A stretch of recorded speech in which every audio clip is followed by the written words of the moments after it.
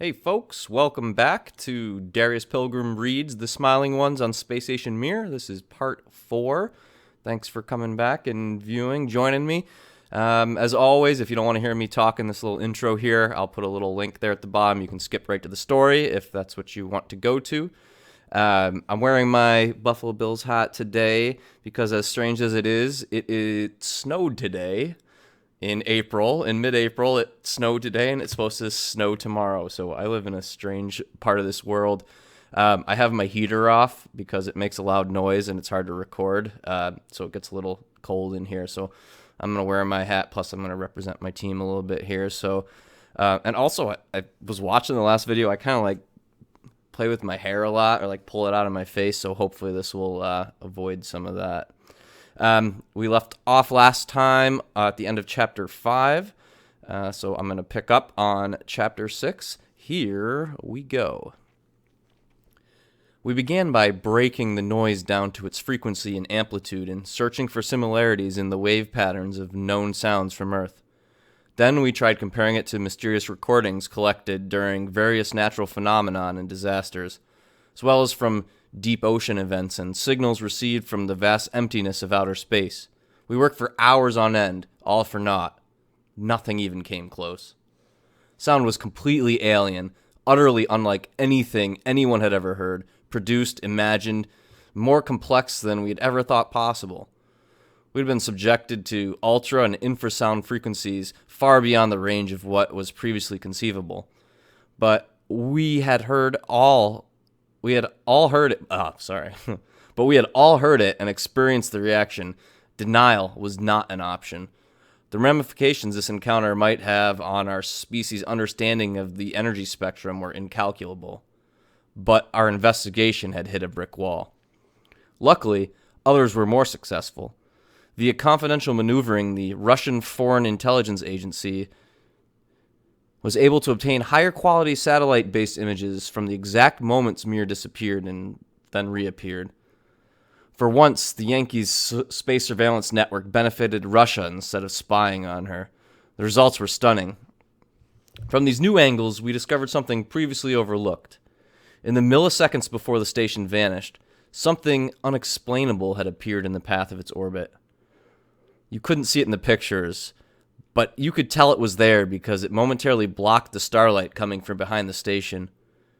The images clearly showed Mir in front of a patch of absolute darkness. These photographs were taken rapid fire in burst mode. We had tens of thousands to review, so it took a while to find, but eventually we discovered that in a few of those frames, in the last milliseconds before it disappeared completely, we could actually see the space station partially obscured by this void, as if it were disappearing into whatever was there in the darkness. It reminded me of a photo of a diver taken just as he enters the pool, so all you could see are a pair of legs sticking out of the water. We were stunned. Various hypotheses were bounced around, but they all kept coming back to the same straight-out of science fiction explanation. It was a wormhole, or something akin to it. Wormholes were theorized to be a tunnel-like structure connecting two separate points of space-time. And though the idea was congruent with Einstein's general theory of relativity, making them technically possible, none had ever been directly observed. They existed only as a hypothetical thought exercise, fun for graduate students to ponder, but not taken seriously by anyone in academia. Now, here we sat, an entire room of physicists and scientists staring at evidence of an actual wormhole. Excitement and terror bundled together inside me, forming a peculiar knot in my stomach. There are a few different theories on wormholes. And these are real, by the way, these theories. Some believe they connect together two vastly distant points in space, perhaps billions of light years apart. Others propose a linkage of the same place in space at two different times. Still others, advocates of the multiverse theory, propound the idea of wormholes connecting a point in our universe to another point in a completely alternate universe. Any of these seemed a possible explanation for our anomaly. But there was one little problem with our wormhole theory. Unlike a black hole in which the event horizon, a boundary in space-time beyond which events cannot be observed, prevents light from escaping due to gravitational pull, a wormhole would not produce an event horizon. Peering through the mouth of a wormhole, I picture a three-dimensional sphere rather than a two-dimensional hole.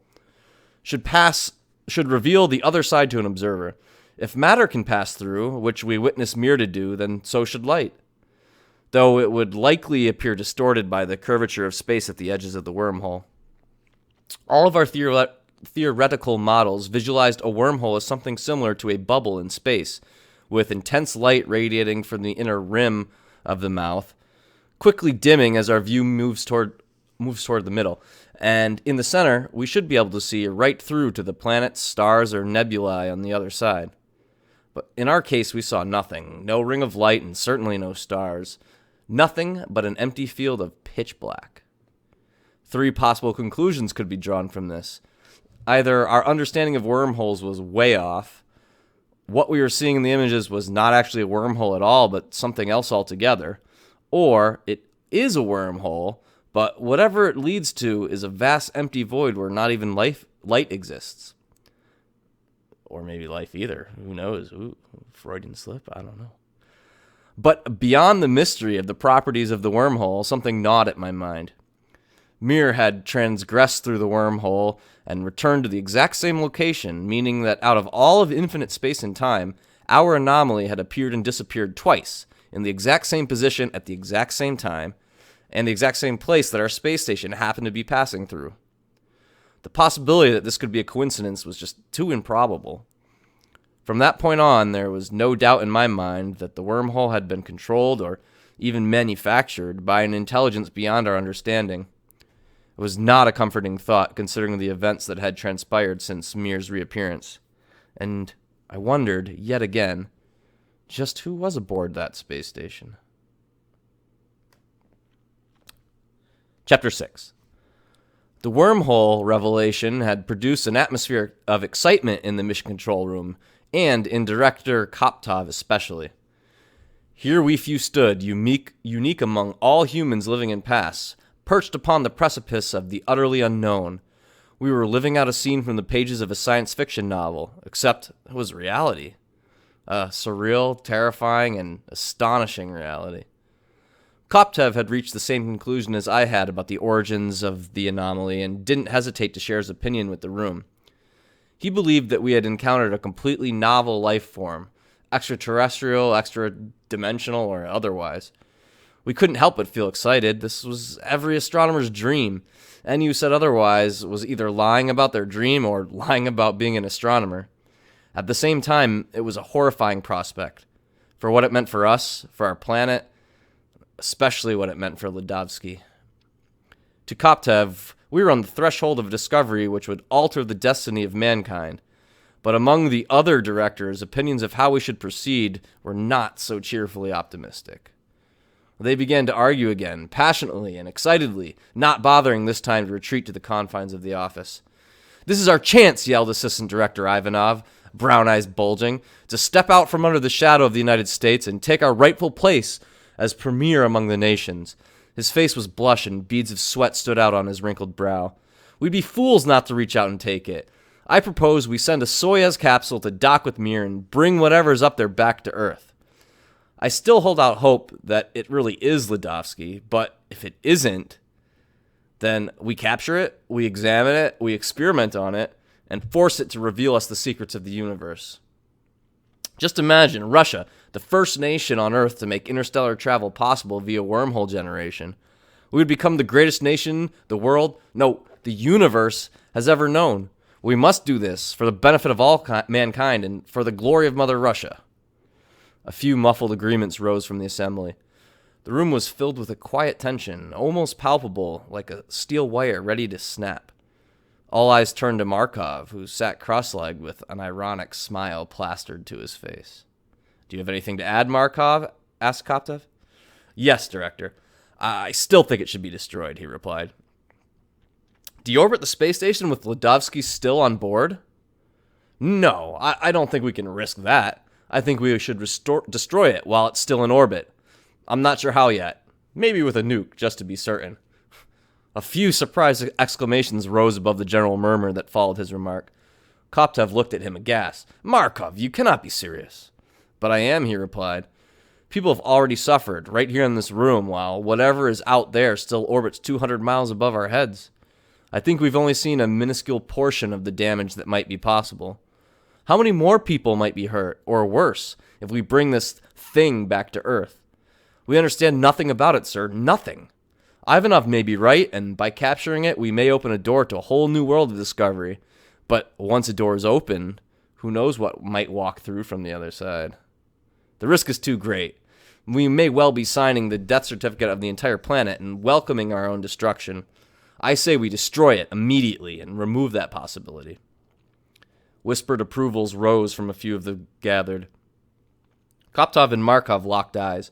Markov's smile gone now, replaced by a look of iron determination. That's my look of iron determination.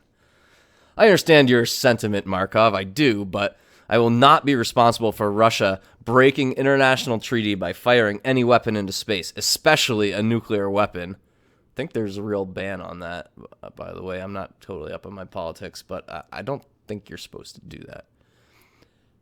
How would we explain it to the rest of the world? Who knows what other repercussions there might be? Markov let out a frustrated grunt and crossed his arms.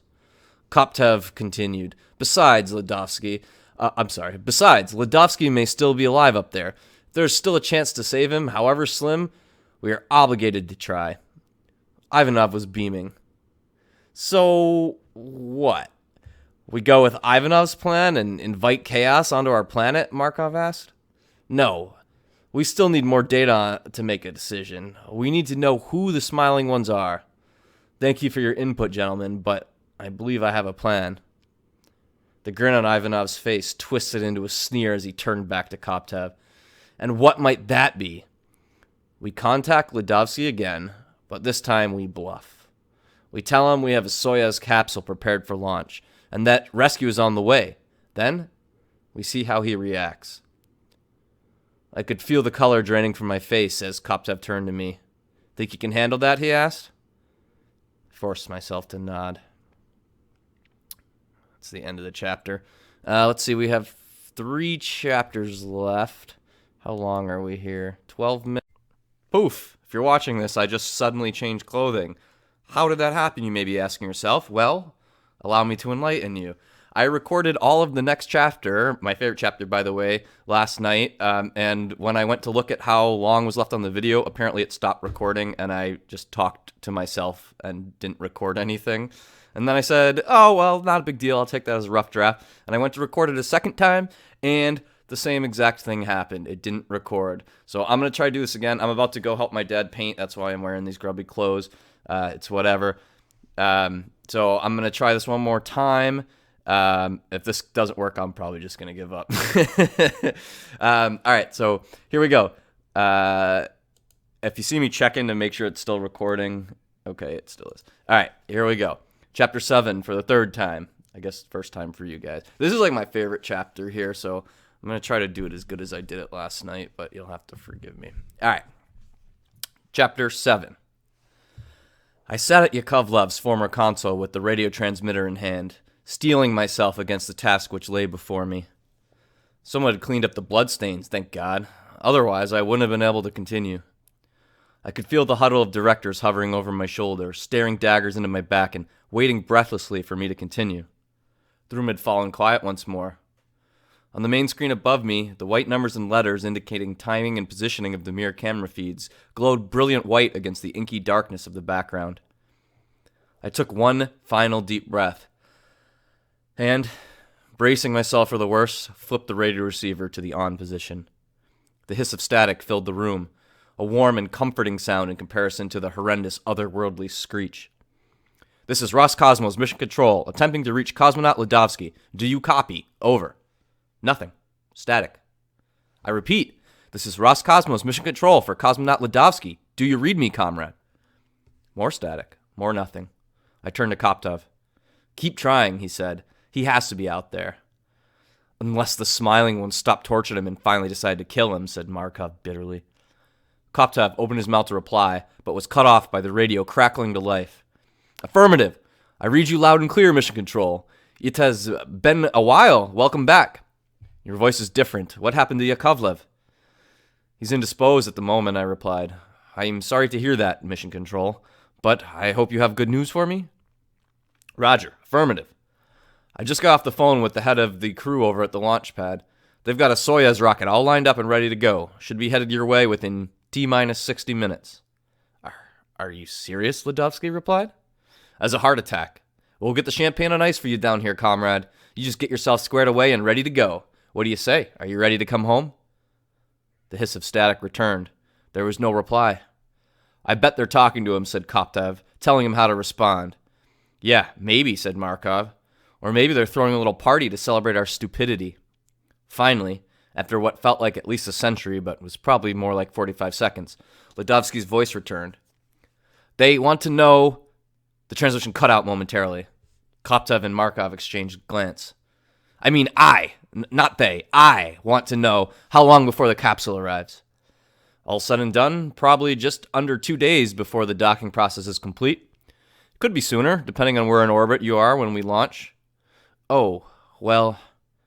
Okay, you're not coming? Or you're really coming? His voice was thin and confused. We're really coming. The line went dead once again for a minute. Then two, the soft sound of static purring from the speakers. Then it roared back to life, and this time Ledovsky was shouting, though his transmission was quieter and muffled as if he'd turned away from the receiver. No, you can't do this. I won't let you do this. I don't care what you do to me, not anymore. My life is already over. It's been over. I won't let you do this to anyone else. Followed by complete silence. No static at all this time. Ledovsky was still keying the mic. I could hear the quiet hum of Mir's oxygen generators in the background. It went on for about 15 seconds. Then Ledovsky's voice returned, louder and agitated with an edge of dark humor. Oh yeah? That's what you think. There's still one thing left I can do. Now the voice was louder. Ledovsky was screaming directly into the microphone. Thusly. You fools! You fools! Don't do it! Cancel the rocket ship. Don't send it. Leave me here. You cannot let them. You cannot let them get to Earth. And then the sound began again, impossibly loud, impossibly harsh. The white-hot drill in my head turned back on, and it was screeching, piercing, burning, scrambling my brains to paste. I dropped the transmitter to cover my ears, but it seemed to have no effect.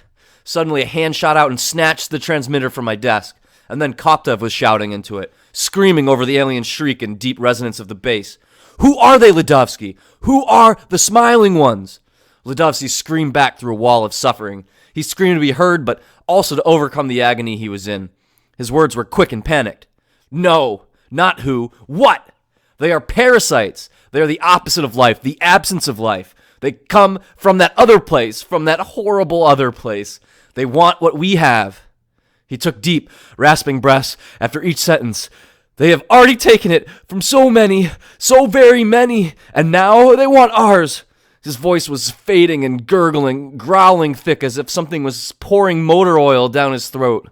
They have taken over, taken mine away. Don't let them hurt anyone else. Don't let them get to Earth. Don't let them come to Earth. Markov grabbed me by the shoulder and shook violently. Cut the feed, he screamed. Cut the goddamn feed. No, howled Koptev, pushing Markov away. Not yet. We need to know more, just a little more. He keyed the mic again. What do they look like, Ledovsky? What do they look like, goddammit? I have to know. What the fuck do they look like? But Ledovsky had no words left. He was crying, screaming, howling in pain. The piercing screech grew higher, the bass lower, and the drill in my brain went into overdrive. Felt like my head was about to rip in two right down the middle of my face. And then Ledovsky answered without saying a thing.